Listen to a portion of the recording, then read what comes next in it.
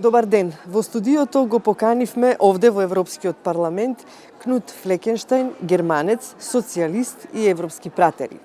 Пред една недела тој беше во Скопје заедно со двајца колеги, либералот Иво Вајгл и демохристијанинот Едвард Кукан. Го викнавме во студиото да ги слушнеме неговите впечатоци. Mr. Fleckenstein, thank you for accepting this interview. First thing I would like to ask you, how would you describe your visit to Macedonia last week? Did you have constructive discussions? Did you see constructive politicians? Were you surprised, disappointed, or concerned? It's not so easy to answer in one sentence. We had discussions with the Albanian parties, we had discussions with Mr. Saif, and we had discussions with Mr. Gruevski. And of course they were quite different.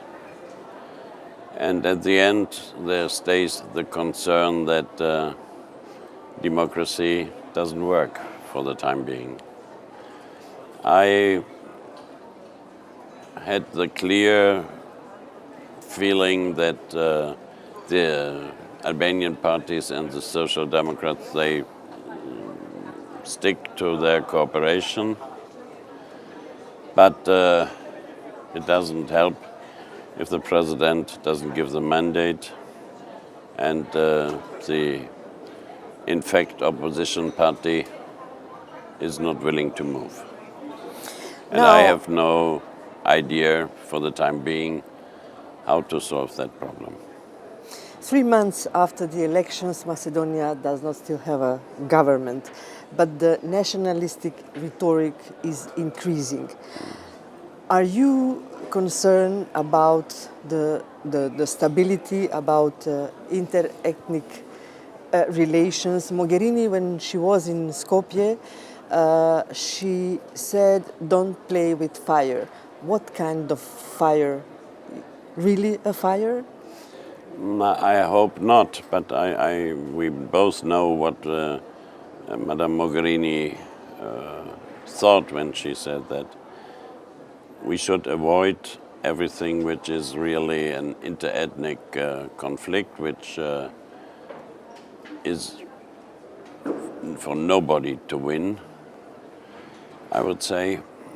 I take serious the concerns of some people, that they are afraid that the Albanian minority could rule more than it is adequate, maybe.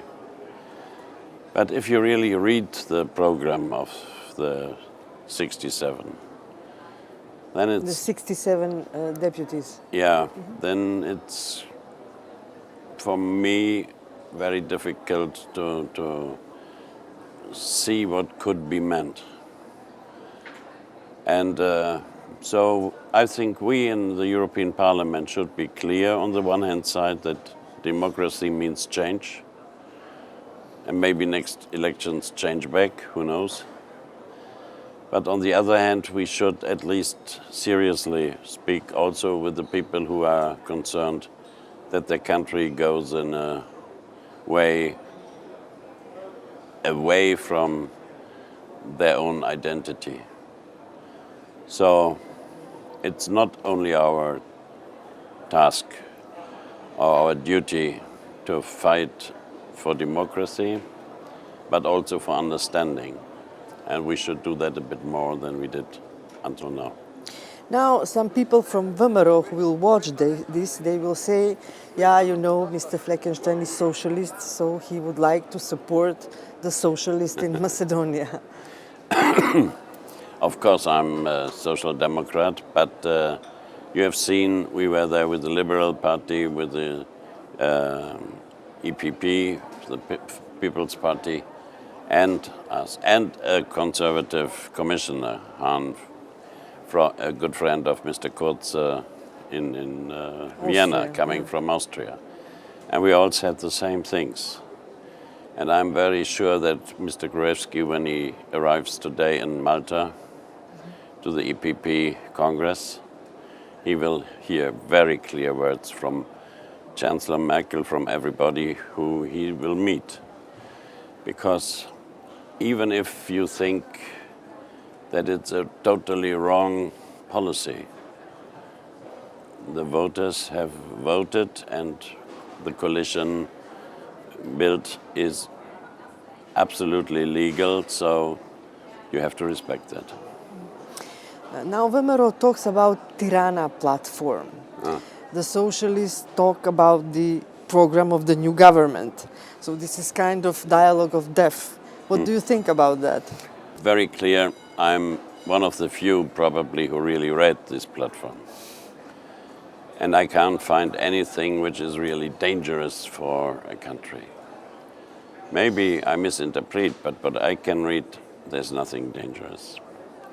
That the parties met in Tirana, because I have learned that one party didn't want to meet with the others and at the beginning, and then there was this try by maybe Prime Minister Rama to bring them together.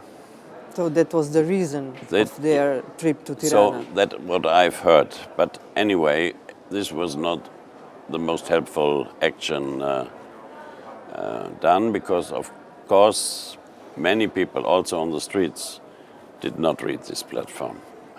But to hear that they met in Tirana make them suspicious. And that I can understand, although it's no need for that. But that was something they should have thought twice before they do that. Before they did that. You were probably disappointed because you didn't meet President Ivanov in Macedonia. Was it kind of political message that President Ivanov and Nikola Gruevski wanted to address to you, to Ivo Weigl, to Kukan, to Johannes Hahn, but also to the whole European Union? Well, of course it's disappointed when talk is planned and then at the end it doesn't work out. But as you know, we met the boss personally, and the discussion with Mr. Gruevski, I was only partly in the room, was very open and very clear from both sides. And I don't expect that we would have a different discussion with the president. So I think everything we should know, the information we got. And now we have to think, what can we do, how can we approach this problem to find a solution without playing with fire. Can you tell us how was this meeting with VMRO? Was it constructive? Well, I don't want now to tell you the details. It was not by accident, not on the marketplace, but in the parliament. But of course, VMRO made very clear that they think it's, of course, there are 67 members, but the program is a different one than it was told before. And on our side, there was a clear understanding that this is in all countries. So we had the platform of the Albanian parties, we had a program by the socialists, and at the end you find compromises and take from all a bit, because otherwise you can only rule a country when you have the absolute majority, and this is usually not the case. So we didn't come to a common conclusion, but I think we have to push for democracy and to discuss what are the real points of content, which could be maybe made a bit clearer than it is now, to avoid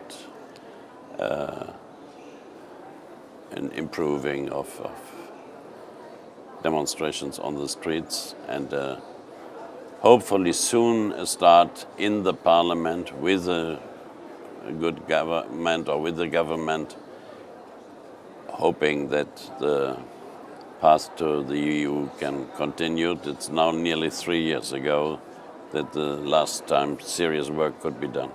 Yeah, this is, yeah, that's why this is my next question. We hear a lot of promises about European integration, coming back to the EU path, etc. If there is a reform government in Macedonia, some sources say that Federica Mogherini promised to Zoran Zaev that they will open accession negotiations very soon with Macedonia.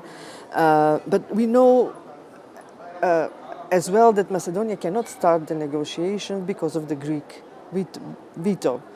So what is the truth? I think the people of Macedonia have a right that we push more for a solution of the name issue. Maybe both sides have to move a bit, but first of all, it must be very clear that not only Macedonia has to move. You see, I don't say the official name here in this building because I think it's not appropriate. But to start negotiations, I think there could be a common sense to speak with. We are far away from being member of the European Union, but until then this problem has to be solved, I'm sure. But now I think a lot was done before the crisis. Mm-hmm. It was also, I think, from Commission and Council a bit not appropriate to wait so long to start the negotiations. So if there is now a government legally elected, then we should really see, first of all, to continue the reform process, and secondly, starting the negotiations. Does it mean opening the chapters 23, 24? It's always a bit difficult to say which chapters, but I would always advise to open these chapters, yes.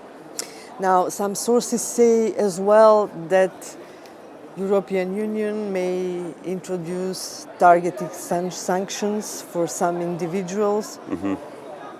I've heard about that, here? Yes, I have heard about that. But this is a discussion between some people, and there's no solution found to do that. I would be careful with such measures. First, I would try to find another solution, but you can't ask for European money if you don't at least try to go along the European values. Do you think that some politicians in Macedonia are afraid of the actions of the investigation of the special prosecutor? Yes. Who? I don't know. I just heard. I don't want to discuss now about single persons, because it's at the end a party who decides what to do, although even if they have a strong leader in the socialist side, on the Pomeroy side. But I think it's a very difficult situation also for some of the persons personally. Yeah. What do you think about the hope of some Macedonian politicians from НоваТВ that Donald Trump and the new American administration is going to save the Balkans and Macedonia from Western interference in politics? I can't even understand that hope. What should he do? Should he dismiss all his ministers and saying, no, I'm not a fan of democracy and rule of law and so on? No. People who think like that, I think, misunderstand the president. President is a character. Sure. He's saying what he really thinks.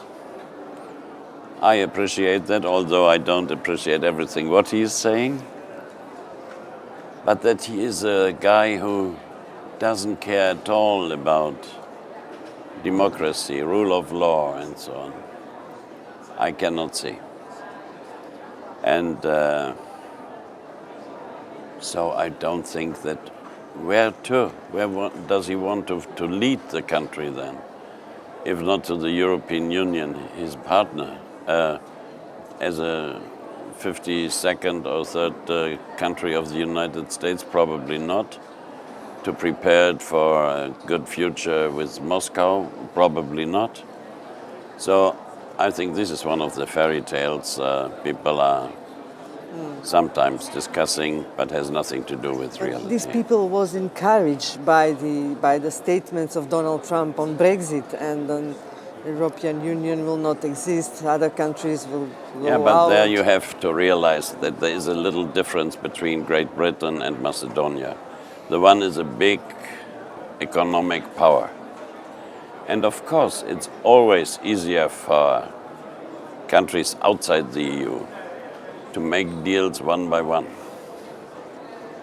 But I think we need some time until Macedonia has the economic power of Great Britain.